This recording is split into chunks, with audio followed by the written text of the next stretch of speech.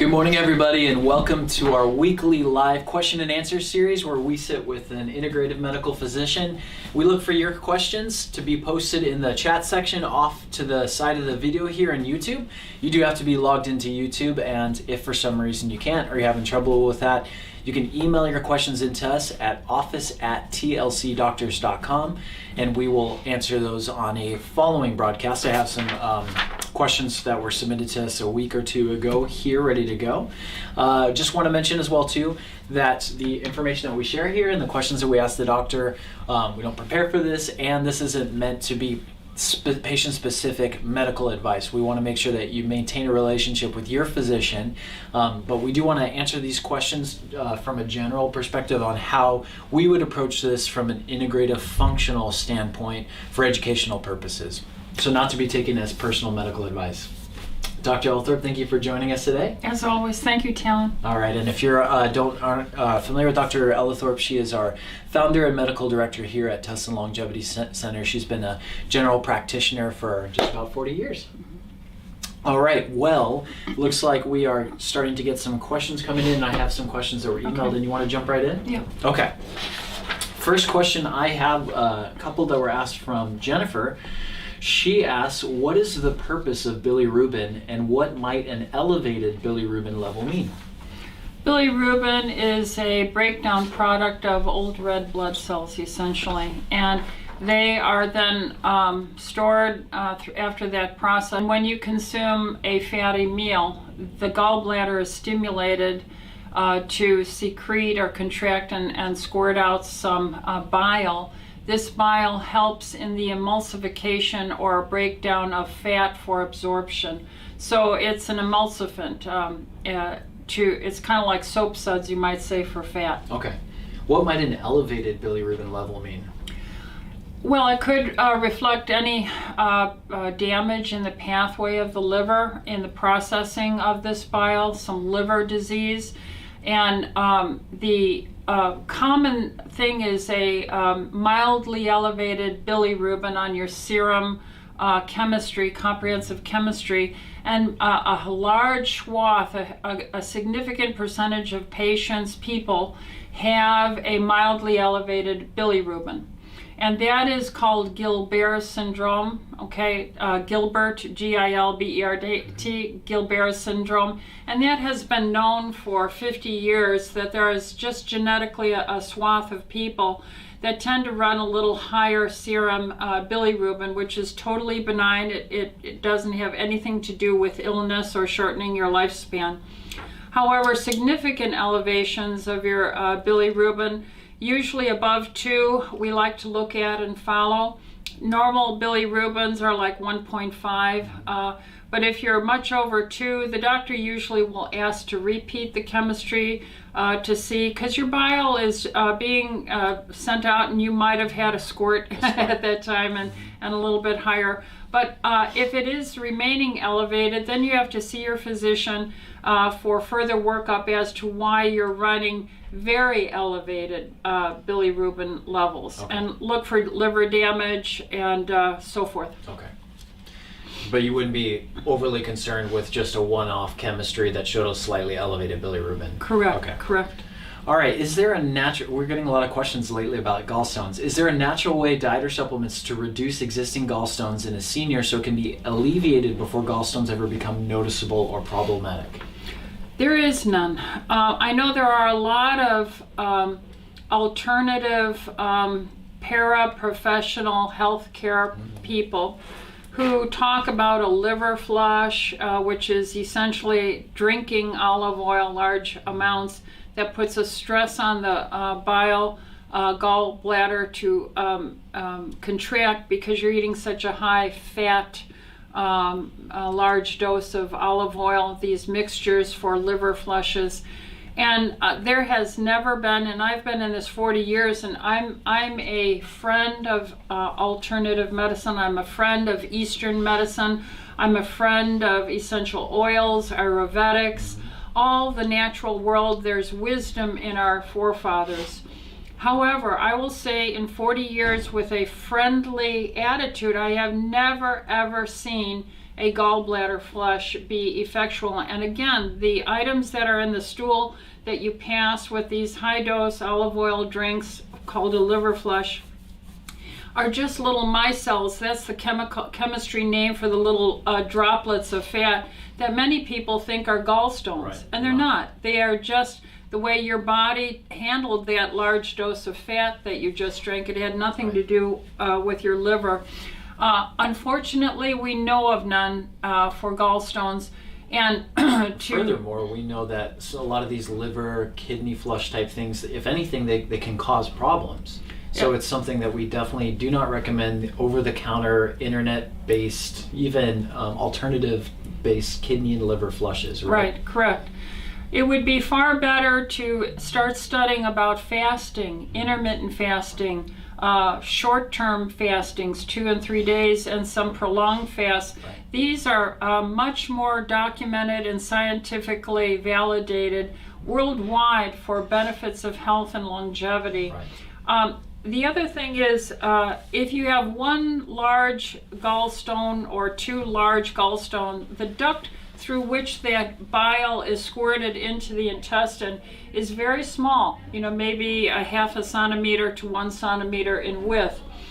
And if you have many little gallstones in your gallbladder that your doctor has found on ultrasound or CAT scan, then the likelihood of one of those little stones getting stuck in the passage of that cystic duct is highly increased and puts you at risk for obstruction. Obstruction can then lead to severe pain and inflammation and infection, sepsis, and death even. Therefore, when I have a patient whom I find any gallstones, and even if it is a large gallstone, I have them consult with a general surgeon, and I let the surgeon assess with his focus of experience, that's a huge swath of what he deals with, whether or not the likelihood of that multiple sac filled with small gallstones should be taken out surgically. More than likely he will say yes. But if you see one gallstone that is large, too big to ever pass down the duct, it probably is going to present no problem to that patient. And the surgeon is just aware of the patient and the situation. Should there ever be any problem, he would know or she would know about that patient. So it's good to have someone who knows your situation. But multiple small gallstones are not something to play around with. And you should have a consultation with a general surgeon under the guidance of your primary care doctor for any gallstone to manage it. Okay. Great answer. Thank you. Mm-hmm. Okay, we have some questions from Elizabeth, and she asks, I have heard that O-negative blood types are less susceptible to COVID-19. Is this true? I've heard the same. I think the better situation would be to say A-type blood has a higher incidence of susceptibility not only to COVID but to many illnesses and diseases, because the A-type blood has an Achilles heel, and that is poor digestion of your daily food and nutrition. And if every day of your life as a class, not all A's are equal, okay? A good portion of blood type A people, be it A positive or A negative, if they're not digesting well all the days of their life, then they're not going to have as good a reconstruction and repair of their body. Their immune system and many other aspects will be impacted, okay? If they don't break down the proteins and fats as well, and you're made of protein and fat, and so are your immune cells, then yes, you are at greater risk. Now let's go to the A, B, then the B, then the O. AB has some liability because it has some A in it with that genetic predisposition to have maybe less digestive capacity, making digestive acids and proteolytic and enzymes that break up fat. Now, if you go to B, B's tend not to be in that category, and O's definitely are not. And O's as a class of people I've seen over 40 years tend to have too much stomach acid and too much enzyme, and they'll get heartburn, ulcers, and the arthritides. Indeed, O's, if they digest the best, then they're going to have the best ability to have many amino acids and fatty acids to make white blood cells and have a good immune system, Right. plus many other things. Now, the good thing about blood type A, for some reason, it's my understanding that many of the Olympic gold medalists are blood type A. And so it's by no means saying blood type A, you can't be the best in physical being in You're the not world. handicapped, Yeah, per you're se. not handicapped. It's just, it should be in medical literature and training, especially in the pediatrics, to find out the blood type of everybody, because there are changes. Just like we know that black people have lower vitamin D levels, which puts them at a risk for their immune system. Hispanics have some. So the pigment in your skin is a risk for that. So all blood types, all ethnicities, we all have liabilities, okay? And a good doctor is going to look at everything he can or she can to help that newborn up to the elderly have their healthiest life, because we're all about prevention. Right. Okay. We have quite a few other questions to get through. Why don't we do just a little rapid fire round? Yeah, And then we can okay. circle back if we have some more time to All right. expand on anything that you find Yeah. particularly interesting. So another follow-up question from Elizabeth is, my zinc is included in my multivitamin, which is 25 milligrams. If I take zinc on its own, I vomit within 10 minutes. Is there a reason for this? I've tried several times, always with food, and have the same results. Well, I would have to ask, is that a zinc oxide? Yeah. Or is it a zinc chelate? The Albion is the company that is used by the highest quality vitamin manufacturers and what we use. And they link the metal zinc, because zinc is a metal, okay, with an amino acid. So like magnesium, glycine, magnesium sulfate, things like this. These are amino acid kind of complexes. Cheap vitamins link them to other items like zinc oxides, zinc, what would be another chelate with zinc? I guess you could mix it with a salt, but no, so it's probably the type of zinc that she's using. Okay. All right. So perhaps try switching zinc. We certainly have here we have two multivitamins I can think of that have zinc in them. One of them is our Energy Core. Right. That has a chelated zinc, as well as we have zinc monotherapy on its own from orthomolecular, high dose, like 55 milligrams. That is a zinc chelate. I Right. take that on an empty stomach just fine. But if she's on 25 milligrams of zinc daily, she has more than enough. That's good. Yeah, If she you've been doesn't doing need that for to. some time. Yeah, even the multivitamin only has about 6 milligrams of zinc in it as a chelate in our multivitamins. But if you're taking your multivitamin all the time, you're saturated. You're Right. fine. Okay, hope that answers your question, Elizabeth.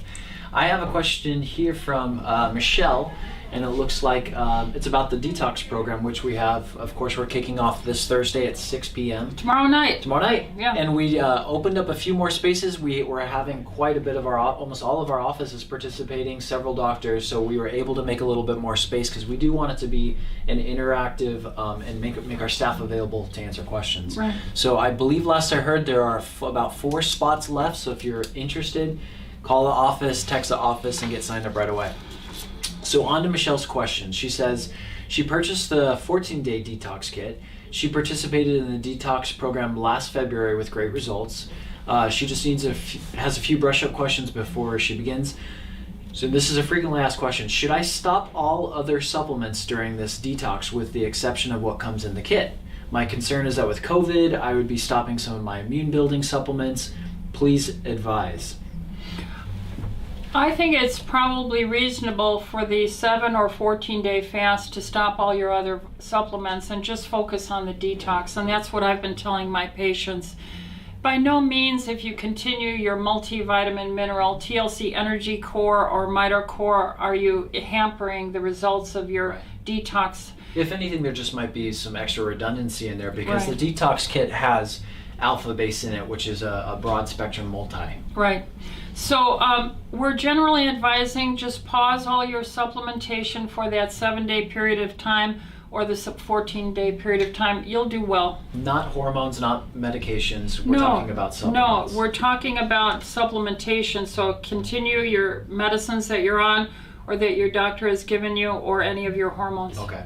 And if you were concerned, there would be really no harm in continuing to take it. There just might be some extra redundancy. Right. Okay. Right. And then she asks, when we did the detox, the L-glutathione was a supplement that we included. The kits do not come with glutathione. Should I also be taking that? So in the program, we add glutathione to the program. It's not in the kit, that's correct, but glutathione is an excellent antioxidant. It helps with the liver with a lot of detox pathways, right? So it's a great supplement to take in addition, and that's why we include it in the kit. No, not in the kit, but in the program.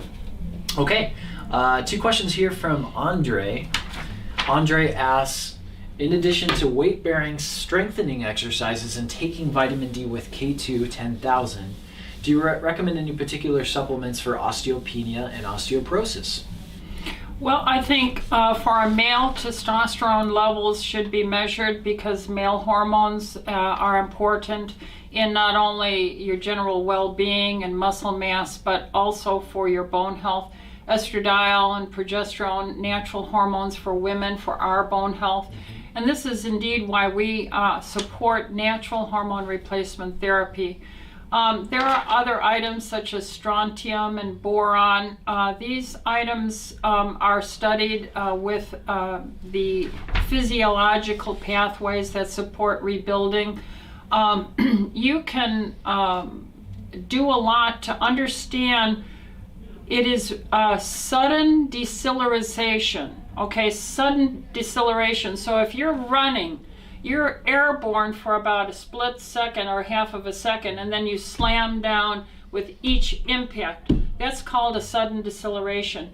And that shutters up the periosteum, which is a sheath that covers the bone and is a membrane that is helpful in building the bone. And sudden deceleration or stomping is a feature of stimulating the bone. We have made our gym shoes so thick, and we go on a walk and we're so cushioned, we're not getting that trauma, you might say, of sudden a moment of sudden deceleration. If you just slam your arm down right now, you'll feel that all the way up your arm. I often tell my women to go out and stomp 1 minute a day. I don't run. I do long distance walking. I do my Pilates. I have a personal trainer. I do resistance training. But I'm betting my bone health on my stomping. So I get on a hard old grandma sole shoe or my bare feet and I stomp periodically, or I slam my arms into a hard surface so I'm feeling that shudder so that your bone is awakened to its use. Okay. Great. Is it possible to manage or cure Crohn's disease through supplementation instead of receiving IV Remicade treatments given every 2 months? Well, that is something that I've had many patients who have had Crohn's or ulcerative colitis or irritable bowel syndrome, and we have been able to wean them off of some of these more aggressive injectable medications. But that is on a one-on-one basis. That needs to be managed. That has to be managed with the doctor. And so I would say we've had great success. We use what's in our doctor's nutrition bar, the phospholipid, because remember the cell membrane is only the one cell membrane thick between your gastric and the rest of the component of your body. And if that cell membrane is injured, then food particles, bacteria, inflammatory items can pass into your lymphatic, alarm your immune system, create chronic inflammation, and then the body is trying to shed this with frequent and then bloody stools. Okay. So we work very hard to teach our patients about the membrane lining of the gut is the entrance zone for the most insult in your body. And you may develop a food sensitivity because it's like having a rash along your gut. If you saw a rash on your skin, you'd go to the doctor right away and say, what is this? But you can't understand or see that you're getting rashes in your gut from eating inflammatory foods that might have genetic modifications in them that you're reacting to, or glyphosate incorporation. Yeah, and then even if you're eating eggs every day that are farm raised, but you eat them every day because you've been marketed to that that's what breakfast looks like through advertisement, not necessarily through wisdom, and eggs are going down every day, there's a sore patch on your intestine, that egg is going to leak through that breach in your gut lining, and your body's going to say, oh my goodness, what is this egg protein? And you'll develop antibodies to it. Not because the egg is bad, it's because we have to think for ourselves, eat for ourselves, and not let marketing tell us what a breakfast is. That's why we recommend a rotational diet. Right. So you have a theme one day, you eat your meat themed diet, the next day your fish themed diet, the next day your chicken themed diet, the next day your pork chop themed diet, maybe the next day is your omelet themed diet, and rotate the vegetables as well. So try not to eat the same thing over and over. But regarding seeing a specialist who's giving you prescription medications for your medical problem, do not stop. Do not just arbitrarily think that you can go to nutrients for this. Okay. You have to be under the care of a physician who will work with your gastroenterologist and we'll see if we can improve your situation. Then consult with your gastroenterologist and let them determine whether or not they can taper or use less frequency or eventually stop these medications. Okay. Great. I want to turn to the chat section of the video because we're getting some questions there. We have a little bit of time left. We'll kind of rapid fire through what we can here. Elliot asks, which is better between fish collagen or bone collagen? And if bovine collagen is from bovine hides, how is it compared to, let's say, bone marrow? I would have to say I am not educated on these collagens. Whether it comes from the fish, or the beef or other sources. I know there are unique collagen products, and there are collagens that the human being is typically accustomed to seeing, making. We produce collagen. And each species has their collagen. So you might be buying over-the-counter products that are from a very cheap source. Remember, the regulation on over-the-counter product supplements is not there. Right. That's why I have devoted myself to trying to be informed and try and stay up on things. I'll try and look into this, Elliot. But I would use a seasoned doctor who has experience over the decades, who's willing to admit, like I can't admit to you right now, I know which is better to take. Right. And but beware of these products over the counter that are just saying to buy collagen for collagen's sake. Right. Yeah. Okay. Are there any side effects from bioidentical progesterone cream? Any side effects from bioidentical progesterone cream? Well, I would say that's assuming negative, okay? Right, because there's obviously good side effects. There's wonderful benefits from it. I suppose if you could, I would say maybe 10% or less of women seem to have a paradoxical reaction to progesterone. Now, remember, they've had it all their life long, and then when it's introduced as an oral or a topical, then they seem to get agitated. I have always been able to work through this by starting them with tiny doses and build them up to tolerance again, because their body was used to it before. So yes, there is a small percentage of women that can be, instead of relaxed by it, because it's a hypnagogue, it helps you sleep at night. And very often I prescribe natural progesterone to help a woman sleep. But I would say that's the number one side effect, is some paradoxical irritability, which if you stop it, it will go away. And if that's not a barrier, we can work through it. Right. Okay. And a lot of wonderful things from progesterone, definitely. Elliot has a question about what supplement should I take to help during ketogenic intermittent fasting? Well, I can think of one that comes right to mind is the perfect aminos are wonderful to take while on a ketogenic intermittent fast. Well, amino acids, if you take too many, can be converted into glucose. And if you take too much protein during intermittent fasting, you can get kicked out of ketosis. Right. So you have to kind of balance it. My basic statement is, if you're on a keto intermittent fasting, let's start with that. That's where you have a timed window where you're going to eat noon to 6 p.m. or 8 a.m. till 2 p.m. Just don't eat anything during those other hours. There's nothing really else to do. Drink plenty of water.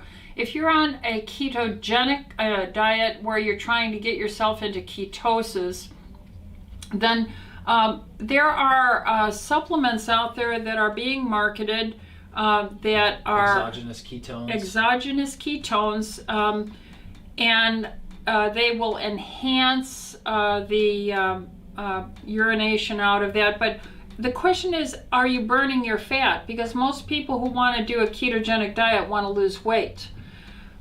So I'm not that supportive of trying to find these specialty supplements for ketogenic. Right, specialty supplements, exogenous ketones. I would say drink plenty of water. I suppose you could make an argument for cayenne pepper. There are capsules of cayenne pepper that allow, and there is good research that it promotes thermogenesis, or burning of fat, or your brown fat.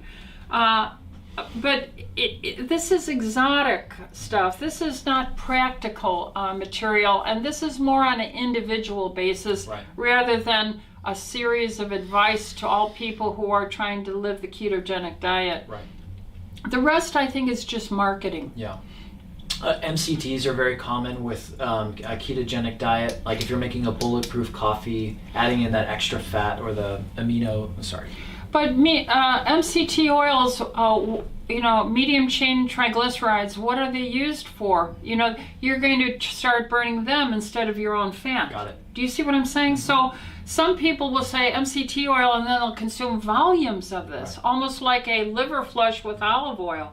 This, you can't, there is no way you can pump the system. I suppose it's very patient specific as well too, because I do ketogenic fasting just as a lifestyle for the most part. And I enjoy like a bulletproof coffee with my medium chain triglycerides and a little butter in it. Why? Because I'm not trying to burn body fat, I'm not trying to lose weight, but I'm looking for that energy without the carbohydrates and the sugar. Yeah, and that's why I say it's an individual basis. Whereas I can't do the bulletproof coffee. That will not allow me to burn fat. Got it. So it's an individual basis. All right, Elliot, I hope that answers your question there. Gosh, we have a few more questions. We have one from Ryan. Elliot asked another one, and I know you had a big one here, but we're just about out of time unless you want to go a little over on this. I had a question come in to me, email, about tamoxifen use and vitamin C. Okay. Vitamin C IV specifically? High-dose vitamin C IV. Now, also vitamin C supplementation, you have to understand there's two things with it. The daily gram of vitamin C is a very common thing, 2 grams. This is what we call antioxidant therapy, to take oral vitamin C 1, 2, 3, 4 grams a day. And that has its benefits. But in research on breast cancer and tamoxifen, they want to kill breast tumor cells. And so tamoxifen has that capacity. In some research in vitro, not in living, but in vitro studies, they actually look at breast cancer cells, and they can see tamoxifen has a kill effect, to keep it simple, on it. Yeah, kills the cell or promotes it. And so then the question is, if the mechanism is depending on oxidative stress and you take oral vitamin C as an antioxidant, will that inhibit it? And so they did this study, and what I have to say about the study on this was in vitro, And the high dose vitamin C intravenously gets such high levels in you for that, so to say, flush, that it acts as a pro-oxidative stress, okay? So this is a different creature than a daily antioxidant, 2, 3, 4 grams of vitamin C a day. They're Right. two different creatures. High dose vitamin C IV is oxidative, low dose, especially oral, antioxidant. Right.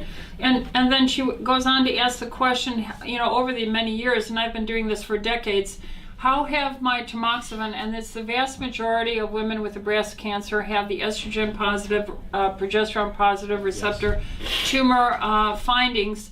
And yes, many of them, all of them, I put on high dose vitamin C, and they've done fabulously. Not ever telling them to stop the tamoxifen or to contradict what their oncologist is telling them to do. So our experience with this, and then the research on high dose vitamin C, you know, 50 grams, 75 grams, 100 gram IVs, these are pro-oxidative and known to kill stem cells.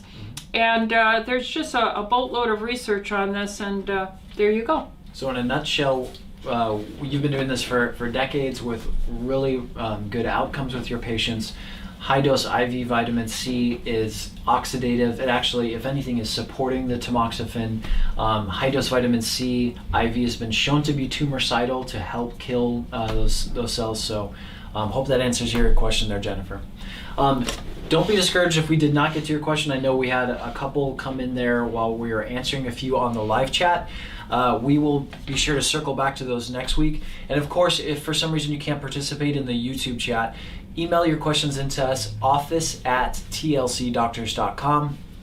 Make sure you put in the title of the subject line of the email somewhere, question for live Q&A. Those questions are sent to us, and we'll ask those on a following week. Okay. Well, I want to thank everybody for your time. Thank you so much for joining us. If you're finding value out of this, please let us know. Give us that feedback. The easiest way to do that is to like the video or subscribe to the channel, which will notify you when we come out with new videos. And spread the word. Tell your friends and family about this, that every Wednesday here at 9:45 a.m. Pacific time, they can jump on, don't have to be a patient, and you can ask your general health questions, your preventative medicine questions, and we'll share those with the doctor to share with you. Thank you, Talon. Thank you, everybody. Thank you, Doctor. We look forward to seeing you here next Wednesday at 9:45 a.m. Pacific. We will see you then, folks. Have a great week.